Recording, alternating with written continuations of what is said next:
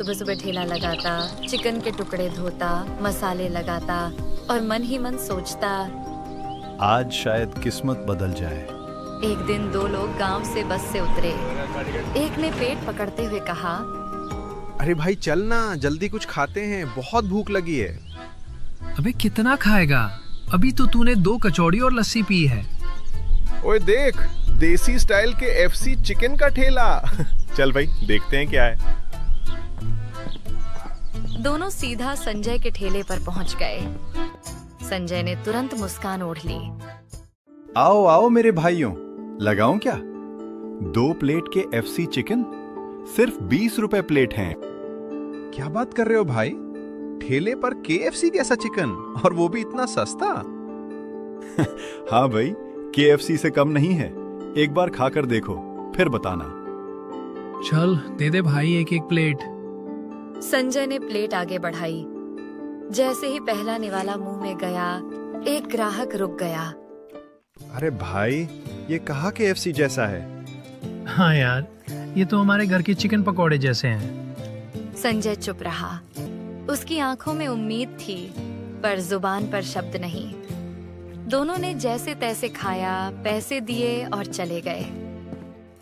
शायद मुझे दूसरे मसाले इस्तेमाल करने होंगे। दिन भर में गिने चुने ग्राहक आए। शाम को एक गांव वाला पास आकर बोला, अरे संजय, मेरी मान तो ये ठेला बंद कर दे। ना तुझे केएफसी बनाना आता है, ना पकौड़ों में स्वाद है। ये सुनकर संजय का दिल टूट गया। शाम को ठेला समेटते और घर की ओर चल पड़ा। रास्ते में गांव का सेठ मिल गया। अरे संजय, 10 दिन हो गए, मेरे पैसे कब लौटाए? सेठ जी, बस थोड़ी मोहलत दे दीजिए, पूरा पैसा लौटा दूंगा। ठीक है, और 10 दिन की मोहलत देता हूँ, पर ध्यान रखना, 10 दिन के बाद भी नहीं दिया तो तेरा घर छीन लूंगा। घर पहुंचकर संजय चुपचाप बैठा था। तभी उसकी पत्नी मीना आई। क्या हुआ जी? इतने परेशान क्यों हो? संजय ने सारी बात बता दी। मीना बोली, तो क्या हुआ? मेरे गहने बेच देते हैं, सारा कर्ज उतर जाएगा। नहीं मीना, अब गहने नहीं बिकेंगे। अब कुछ ऐसा करेंगे जो हमारी किस्मत बदल दे। मीना ने उसकी आंखों में देखा। इस बार डर नहीं, जिद थी। अगले दिन सुबह सुबह संजय गांव की तरफ सामान लेने निकल पड़ा। मन में वही चिंता घूम रही थी। कहाँ कमी रह जा रही है मेरे चिकन में? बाजार के मोड़ पर अचानक उसकी नजर एक छोटे से पकौड़े के ठेले पर पड़ी। ठेले के चारों तरफ भीड़ लगी थी। गरम तेल की खुशबू हवा में तैर रही थी और लोग बड़े चाव से पकौड़े खा रहे थे। एक आदमी खाते खाते बोला, अरे भाई मुकेश, तेरे पकौड़े खाकर जो मजा आता है ना, बस पूछो मत।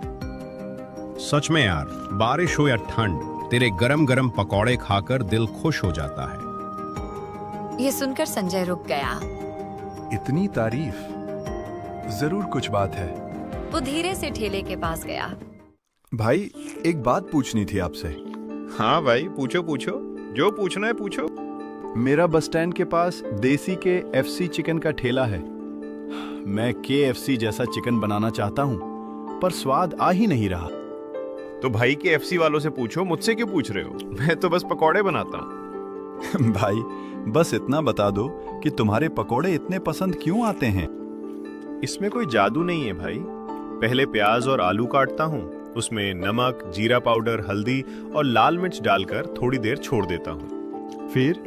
फिर उसमें बेसन डालता हूँ, पानी मिलाकर अच्छे से फेंटता हूँ और बस उसे कुछ देर ऐसे ही रहने देता हूँ। मतलब तलने से पहले आराम देना? हाँ भाई, स्वाद वहीं से बनता है। धन्यवाद भाई, आपने मेरी बहुत मदद की। बस एक बात याद रखना, तुम भी पकौड़े का ठेला मत लगाना, नहीं तो मेरा धंधा चौपट हो जाएगा। मुझे तो बस के एफसी जैसा चिकन बनाना है। तुम चिंता मत करो। ये कहकर संजय बाजार की तरफ बढ़ गया। मसाले खरीदे और साथ में थोड़ा चिकन भी। उसके मन में अब एक नई उम्मीद जल चुकी थी। घर पहुंचते ही संजय ने दरवाजा बंद किया और मीना को आवाज दी, मीना, जल्दी से चूल्हा जलाओ, आज हम नए तरीके से केएफसी चिकन बनाने वाले हैं। इतनी जल्दी? और आज क्या नया प्रयोग करने वाले हो? हाँ, आज कुछ अलग करेंगे। आज असली स्वाद निकालेंगे। देखो जी, चिकन को इतना मुश्किल मत बनाओ। जितना सिंपल रखोगे उतना असली स्वाद आएगा। अरे मीना, इस रेसिपी के लोग दीवाने हैं। एक बार ट्राई करके देखते हैं। ये कहकर संजय रसोई में घुस गया। पहले चिकन को अच्छे से धोया, फिर धीरे धीरे सारे मसाले डालने लगा।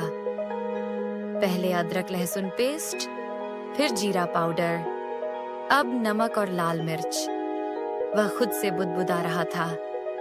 मीना पास खड़ी देख रही थी। अब इसे थोड़ी देर ऐसे ही छोड़ देते हैं। कुछ देर बाद उसने कटोरे में बेसन डाला, पानी मिलाया और अच्छे से मिलाने लगा। मीना चौंक गई। अरे, ये क्या कर रहे हो? चिकन के पकौड़े बनाने हैं क्या? पकौड़े नहीं मीना, देसी स्टाइल KFC चिकन बना रहे हैं। अब इसे तलते हैं। संजय ने कढ़ाई में तेल गरम किया और चिकन के टुकड़े धीरे धीरे डाल दिए। तेल की छन छन की आवाज के साथ खुशबू पूरे घर में फैल गई। कुछ देर बाद उसने चिकन निकालकर प्लेट में सजा दिया। मीना, पहले तुम टेस्ट करो। नहीं जी, पहले आप ही खाइए। क्या पता कैसा स्वाद है। संजय ने एक टुकड़ा उठाया और जैसे ही मुंह में डाला, उसकी आंखें चमक उठी। अरे वाह मीना, हो गया बिल्कुल KFC जैसा स्वाद। ये सुनकर मीना भी एक टुकड़ा खा लेती है। वो सोच में पड़ गई। स्वाद तो आ गया संजय जी, लेकिन एक कमी है। अब क्या कमी रह गई? KFC चिकन कुरकुरा होता है, ये तो बहुत सॉफ्ट है, बिल्कुल पकौड़ों जैसा।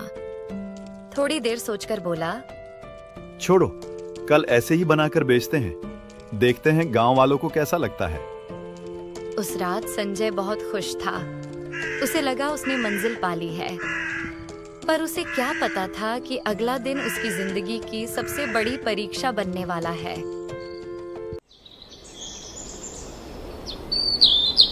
अगले दिन सुबह सुबह सब तैयार हो चुका था। संजय ठेला उठाने ही वाला था कि अचानक बाहर से तेज आवाज आई। अरे संजय, बाहर निकल, अभी के अभी। ये सुनते ही मीना घबरा गई। सुनिए जी, इतनी गुस्से में कौन बुला रहा है? संजय ने गहरी सांस ली और बाहर निकला। सामने गांव का सेठ खड़ा था। उसके साथ 2-3 आदमी भी थे। सेठ जी, मैं आज पैसे लौटाने ही वाला था। बस क्या? पैसे लेते वक्त तो बड़ी हिम्मत दिखाई थी, अब कहाँ गया वो जोश? सेठ जी, बस कुछ दिन और समय दे दीजिए। मेरी किस्मत बदलने वाली है। तेरी किस्मत जब बदलेगी तब बदलेगी, पर आज से ये घर और इसमें रखा सारा सामान मेरा है। जब पैसे आ जाएं, तब आकर घर ले जाना। ये सुनकर मीना बाहर दौड़ आई। सेठ जी, दया कीजिए, हमारे पास बस यही एक घर है। ये भी नहीं रहा तो हम कहाँ जाएंगे? ये सब सोचना था पैसे लेने से पहले। चलो, शाम तक घर खाली चाहिए। संजय जी, मेरे गहने और मंगलसूत्र दे देते हैं, घर तो बच जाएगा। नहीं मीना, अब गहने नहीं देंगे। मेरा भरोसा है, हमारा ठेला चलेगा। 3-4 दिन में पैसे इकट्ठा हो सकते हैं। जो करना है करो, पर शाम तक घर खाली होना चाहिए। सेठ चला गया। घर में सन्नाटा छा गया। अगर ठेला नहीं चला तो कहाँ रहेंगे, क्या खाएंगे? नहीं मीना, मुझे भरोसा है, इस बार हमारा देसी KFC चिकन जरूर चलेगा। उसे लगा था कि उसकी रेसिपी अब काम कर जाएगी। चलो, जो सामान जरूरत का है वही लो, हमें घर खाली करना है। दोनों ने जरूरत का थोड़ा सामान लिया और घर से निकल पड़े। अब देखने वाली बात ये थी, क्या सच में संजय का ठेला उसकी किस्मत बदलेगा, या ये देसी KFC उसे और गहरे संकट में डुबो देगा। तभी संजय का दोस्त दिलीप उधर से गुजरा। उसने दूर से ही पहचान लिया। अरे संजय, भाभी, आप दोनों यहाँ क्या कर रहे हो? संजय ने गहरी सांस ली और सारी बात